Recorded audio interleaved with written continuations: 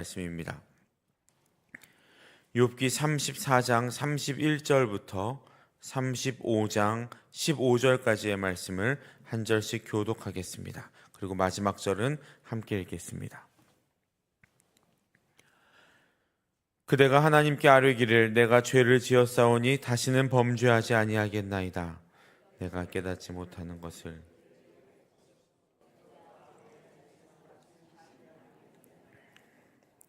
하나님께서 그대가 거절한다고 하여 그대의 뜻대로 속전을 치르시겠느냐? 그러면 그대가 스스로 택할 것이요 내가 할 것이 아니니 그대는 아는 대로 말하라. 슬기로운 자와 내 말을 듣는 지혜 있는 사람은 반드시 내게 말하기를 욥이 무식하게 말하니 그의 말이 지혜롭지 못하도다 하리라. 나는 욥이 끝까지 시험 받기를 원하노니 이는 그 대답이 악인과 같음이라. 그가 그의 죄에 반역을 더하며 우리와 어울려 손뼉을 치며 하나님을 거역하는 말을 많이 하는구나. 그대는 이것을 합당하게 여기느냐? 그대는 그대의 의가 하나님께로부터 왔다는 말이냐? 그대는 그것이 내게 무슨 소용이 있으며 범죄하지 않는 것이 내게 무슨 유익이 있겠느냐고 묻지만은 내가 그대와 및 그대와 함께 있는 그대의 친구들에게 대답하리라. 그대는 하늘을 우러러보라. 그대보다 높이 뜬 구름을 바라보라. 그대가 범죄한들 하나님께 무슨 영향이 있겠으며 그대의 악행이 가득한들 하나님께 무슨 상관이 있겠으며 그대가 의로운들 하나님께 무엇을 드리겠으며 그가 그대의 손에서 무엇을 받으시겠느냐.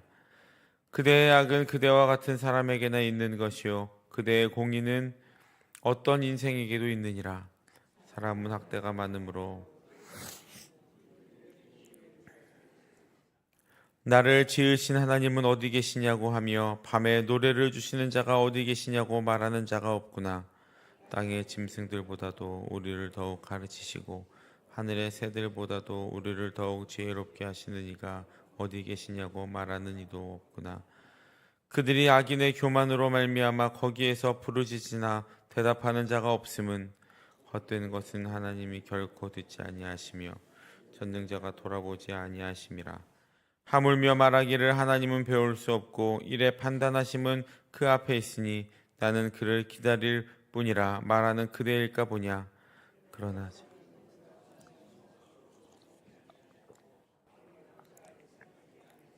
함께 읽겠습니다. 욥이 헛되이 입을 열어 지식 없는 말을 많이 하는구나. 아멘.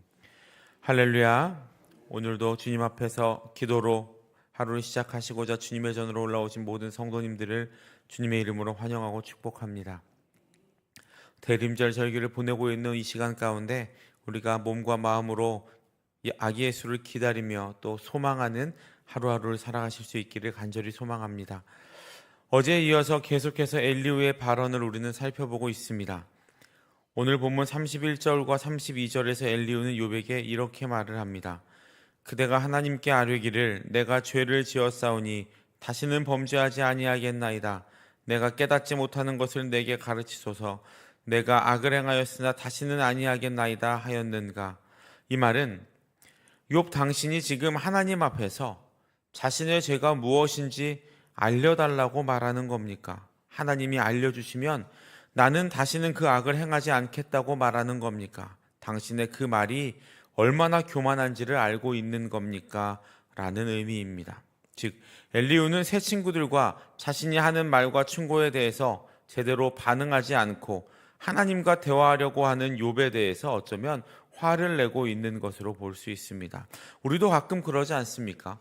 한 사람을 위해 충고를 한다고는 하는데 그것을 들어야 할 사람이 그 충고를 제대로 듣지 않는 것처럼 보일 때, 시큰둥한 반응을 보일 때 이 엘리후와 같은 반응을 보일 때가 참 많습니다. 욥의 이런 모습에 대해 엘리후는 35절에서 이렇게까지 이야기를 합니다. 욥이 무식하게 말하니 그의 말이 지혜롭지 못하도다 하리라. 즉 욥이 하나님에게 불평하고 자신의 무고함에 맹세를 하는 무식함의 잘못을 저지르고 있다라는 겁니다. 동시에 엘리후는 자신이 욥의 상황에 대해서 당신이 우리에게 한 모든 말은 하나님 보시기에 불경건한 자들의 말과 같기에 그 말이 정의롭고 공의로운 하나님에게 도착할 수도 없고 하나님도 들어주실 필요도 없고 욥은 그 자리에서 그에 대한 벌을 받아야 한다라고 결론을 내려버리는 모습을 보이고 있습니다. 자신이 하나님의 뜻을 모두 알고 있다고 착각하는 엘리후의 어리석음이 오히려 여기에서 드러나고 있습니다. 그리고 착각하는 신앙인의 위험성이 여기에서 잘 나타납니다. 엘리후의 착각은 무엇입니까? 엘리후는 지금 욥을 비난하면서 하나님을 높이고 있는 것처럼 보이지만 결국 하나님을 이유 없이 인간을 심판하시는 분으로 만들어버렸습니다.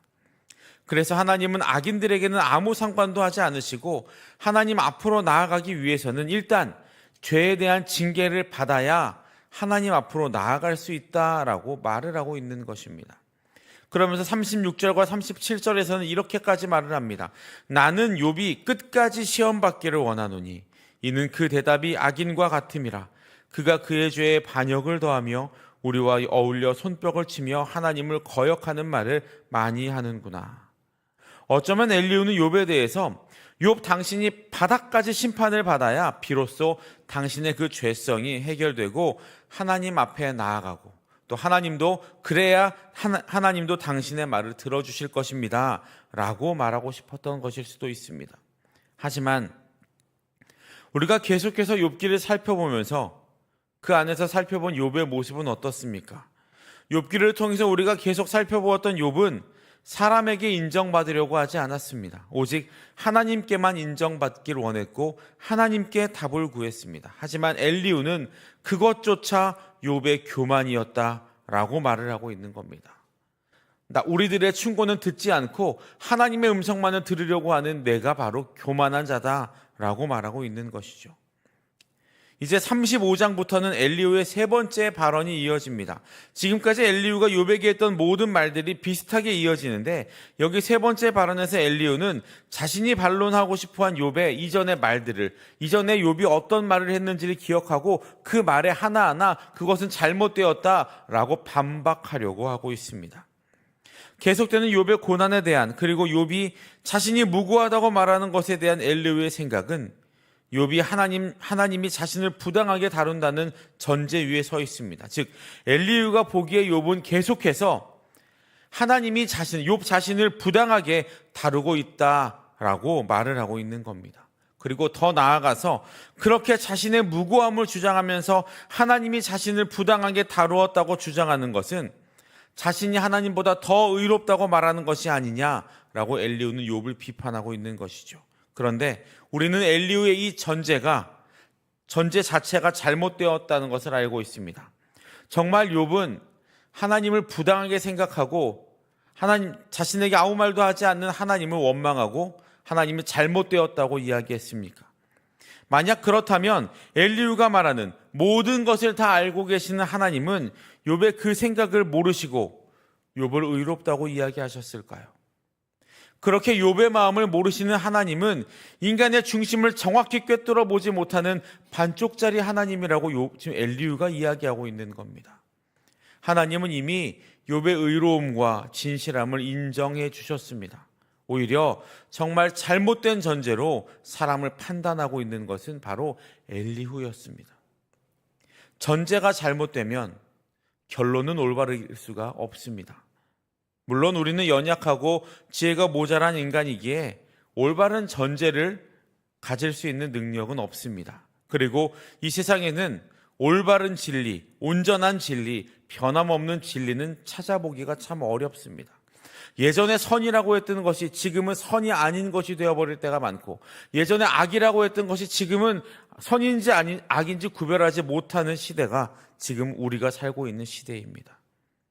하지만 한 가지 절대로 변하지 않는 진리, 절대로 변하지 않는 전제가 있습니다. 그것은 하나님은 옳으시다라는 겁니다. 우리는 그 전제에서 모든 것을 생각해야 합니다. 그렇지 않으면 우리는 엘리후처럼 칼 같은 논리로 상황을 재단하고 또 칼 같은 논리로 사람을 재단해 버립니다. 그리고 논리를 벗어나는 것을 절대로 인정하지 않습니다. 나의 의견과 다른 것을 인정하지 않게 된다는 겁니다. 하나님은 나의 편이기만 하고 나와 반대되는 진영의 편은 아닙니까? 그렇지 않습니다. 하나님은 모두의 편입니다. 하나님의 피조물 모두가 잘 되기를 바라시고 하나님이 창조하신 모든 것들은 다 잘 되기를 바라시는 분이 우리 하나님이십니다. 또 모두가 잘 되도록 상황을 이끌어 가시는 분도 하나님이십니다. 이런 예를 한번 들어볼까요? 두 나라가 축구 경기를 합니다. 이 경기는 매우 중요한 월드컵 결승과도 같은 그런 경기입니다. 그런데 공교롭게도 이 두 나라가 다 기독교 국가입니다. 각 나라의 축구 팬들은 자기 나라가 우승하게 해달라고 하나님께 기도를 합니다. 충분히 그럴 수 있죠. 그런데 스포츠라는 것은 분명히 승부가 존재합니다. 특히 월드컵 결승은 무승부라는 것이 없습니다. 그렇기 때문에 결국 어떤 나라가 이기게 되어 있습니다. 그러면 하나님은 이긴 나라의 기도를 들어주신 것이고 진 나라의 기도는 들어주지 않으신 겁니까? 또 만약 두 나라 중 한 나라가 기독교 국가가 아니고 우상 숭배하는 국가라고 한번 생각을 해볼까요? 그런데 우상 숭배하는 나라가 축구 경기를 이기면 하나님은 그 우상에게 진 것이 됩니까? 혹은 우상 숭배하는 나라가 졌다면 하나님은 승리하신 겁니까? 절대로 그렇지 않습니다. 하나님은 사람의 방법으로 승리나 패배를 말할 수 없는 분입니다. 그런데 우리는 우리의 논리로 가끔은 하나님이 실패하셨다고 이야기를 하는 겁니다. 우리의 뜻과 우리의 생각과 다르다고 하나님이 지셨다고 이야기를 합니다. 하지만 하나님은 단 한 번도 당신의 계획을 성취하지 못하신 적이 없습니다. 다만 우리가 알지 못할 뿐이고 우리의 논리로 하나님을 판단하다 보니 그런 오류에 빠지게 되는 거죠. 지금 이 엘리후처럼 말입니다. 사랑하는 모든 성도 여러분, 오늘 본문을 통해 우리는 두 가지를 알 수 있습니다. 어쩌면 욥기 전체에서 알 수 있는 내용이기도 한 것의 첫 번째는 우리는 하나님의 침묵을 하나님이 아무것도 하지 않으신다는 근거로 삼아서는 안 된다는 겁니다. 우리가 계속해서 살펴보고 있는 대로 욥은 자신이 악인이 아님에도 불구하고 고난을 받습니다. 그리고 그 고난 속에서 왜 하나님은 아무것도 하지 않으시냐고 그것에 대한 억울함을 토로합니다. 물론 충분히 가능한 일입니다. 답답하니까요. 하지만 이제 욥기를 알고 있는 우리는 욥과는 다른 접근을 할 필요가 있습니다. 우리는 욥기를 통해서 또 이 성경을 통해서 하나님은 침묵을 통해서도 일하신다는 것을 알게 되었습니다. 그렇다면 우리는 이제 그것을 받아들이고 하나님이 나타나실 때까지 하나님에 대한 불평이 아닌 하나님에 대한 신뢰로 기다릴 수 있는 자들이 되어야 합니다. 하나님은 침묵하고 계시는 것이 아니라 침묵하시는 것이 아니라 하나님의 때를 기다리시는 겁니다. 오직 우리는 그 때를 기대하며 기다리는 삶을 살아가야 합니다. 그리고 그 기다림 안에 나의 의의를 두는 것이 아니고 하나님을 향한 나의 순전한 믿음과 사랑을 지키고 고백하며 나아가야 합니다. 두 번째로 우리가 알 수 있는 것은 엘리후처럼 내가 알고 있는 하나님이 하나님의 전부라고 생각해서는 안 된다라는 겁니다. 엘리후의 말은 틀린 것은 없습니다. 그래서 엘리후를 통해 욥은 어쩌면 다시 한번 자신을 돌아볼 수 있었을 겁니다. 아, 내가 이렇게도 생각해 볼 수 있구나. 조금 더 깊은 고난에 대한 성찰을 할 수는 있었을 겁니다. 하지만 하나님은 엘리후의 생각보다 크시고 더 깊으신 분입니다. 그런 하나님을 우리의 생각으로 제한하다 보면 결국 우리도 엘리후와 새 친구들처럼 인과응보를 뛰어넘는 하나님의 자유를 받아들이지 못하는 제한된 하나님 이해를 가지고 다른 사람들을 판단할 수밖에 없게 됩니다. 우리는 하나님의 나라와 하나님의 의에 민감한 자들이 되어야 합니다. 그 민감함으로 한 영혼을 대하고 그 민감함으로 그 영혼을 하나님의 마음으로 사랑할 수 있어야 합니다. 무엇이 하나님이 기뻐하시는 일인지, 무엇이 하나님이 슬퍼하시는 일인지 그것에 대해 민감한 자들이 되어야 한다는 겁니다. 그렇지 않으면 나의 의에 빠지고 나의 의로 말미암아 사람을 판단하고 정죄하게 됩니다. 한 영혼을 대하는데 나의 의는 필요 없습니다. 하나님의 일을 하는데 나의 의는 필요 없습니다. 오직 하나님의 마음이 필요한 것입니다. 바라기는 오늘도 하나님의 마음으로 한 영혼을 사랑하고 또 더 깊이 사랑하셔서 하나님의 사랑을 실천하시는 하나님의 마음을 닮은 위로자로 세상 속에서 위로의 하나님을 나타내시는 저와 여러분들이 되시기를 주님의 이름으로 축복합니다. 하나님은 나의 생각보다 크시고 하나님은 나의 판단보다 크십니다. 그리고 하나님은 단 한 번도 실패하신 적이 없으시고 단 한 번도 승리하지 않으신 적이 없습니다. 그런데 우리의 판단과 우리의 생각으로 하나님을 실패자로, 하나님을 전쟁에서 진 존재로 생각해 버린다면 그것이야말로 우리의 교만이고 우리의 죄악인 것입니다. 바라기는 언제나 오르신 하나님을 깊이 바라보시며 하나님으로 말미암아 언제나 승리하시는 저와 여러분들 되시기를 주님의 이름으로 축복합니다. 기도하겠습니다. 사랑과 은혜의 주님 감사합니다. 주님의 은혜와 사랑으로 오늘도 살아가게 하신 주의 은혜에 더욱더 감사를 드립니다. 하나님, 우리의 생각보다 우리의 판단보다 크신 하나님을 다시 한번 고백하는 이 시간이 될 수 있도록 인도하여 주옵소서.